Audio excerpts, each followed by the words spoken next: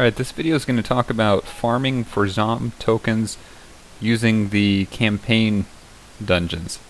So one thing again to point out, I think this really should be considered one of the main ways to be farming for him.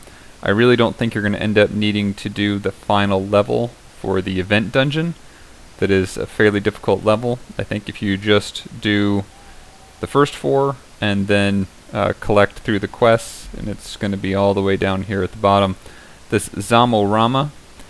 So this is, I think I've completed this quest somewhere around 7 times so far.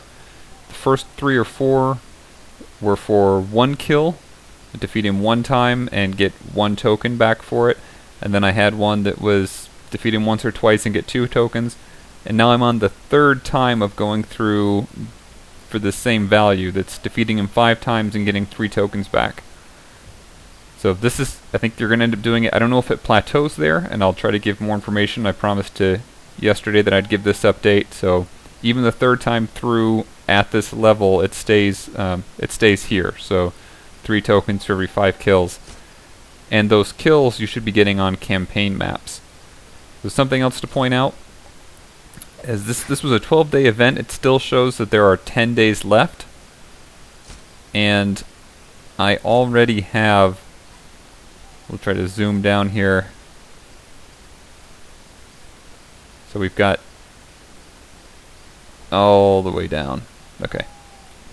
So we've got 10 days left and I already have 30 tokens. And this is just using the methods that I've talked about already. So there have been 2 days previously. The very first night I didn't do the final boss. I was doing some other stuff and they didn't even try it. Got him yesterday. May or may not do him today. I don't think it's going to be necessary. I've heard some people that have left comments, especially today and yesterday, saying they don't think they'll be able to farm and get him. Just want to give you guys some reassurance. I don't think it's going to be that bad. I think there'll be plenty of time to get up to 100. Now this isn't an event where you're going to be able to probably get to 4 or 5 star, but you'd be able to get him as a 3-star character unlocked probably without too much trouble. So we'll go from there. Just wanted to show a current update. Alright, let's go out to the campaign map then. I'm going to run this Stonehelm Citadel for 6 energy, partly because I still farm for Yokozuna and a few of the other characters, and I've run some of the other ones today, so this one I can still get the other token as well. This is chapter 3, so you could run through this stuff really quickly, but another thing I wanted to point out was the team that I'm using to finish him off, because when he does spawn, when Lord Zomm spawns, he spawns supposedly at your level. And so I'm saying supposedly for a reason. I've done a fair amount of farming, as I mentioned, of these campaign levels, and one thing I've noticed is that even though he's relatively difficult, no matter what level you're doing, or he has a relatively high amount of health, he's actually a very quick battle, as you'll see here in a second, there is a big variation in the amount of health he has depending on what dungeon level you're going into. And that may have something to do with the way they scale damage, or something else that, we can't really confirm. But it does make a big difference. And just as an example for that, I can usually kill him at these lower levels in just a couple hits, definitely by the end of the 2nd round, and the exact same abilities used still takes a few extra hits. He still has plenty of health left afterwards if I do him on some of the upper levels.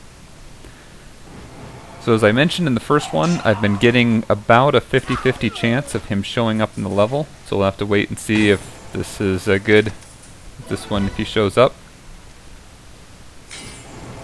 But even with the 50-50 chance, that's still around the chance of getting a good chest at the end. So if you're just doing your normal farming for these levels, there's a pretty good chance you're going to face him a couple times. And we found him. Pay no attention to the difference in backgrounds. Little smoke and mirrors. So I didn't get him on the first time. And now I need to shut off auto and run myself into trouble. Yeah, that from the grave can do a lot of damage, and that is definitely part of my winning strategy is to have him around. So after searching 3 levels to get him, then it actually is a giant pain in the butt to not be able to show you the strategy. So normally I use King Yorick, and a hit like that would have just about knocked him out. But I don't really want to waste a revive potion, and I don't think I'm going to have to. The only thing I would say is that usually when I use King Yorick and put that on, I don't use this Spreading Panic, because I don't really want to use Fear, because there's a chance he'll run off and then we won't get credit for the kill. So, and it didn't happen here, luckily we went right through the 20%, but that's the only thing I wanted to say about it, is if you use Spreading Panic, you'd run the risk of him running off, and if he runs off, you don't get credit for the kill. So try to avoid that. Do bring King Yorick, and if you can, bring Cruel King Bramble, because the combination of their 2 skills and the strange way that damage is calculated in this game makes it an incredibly easy fight.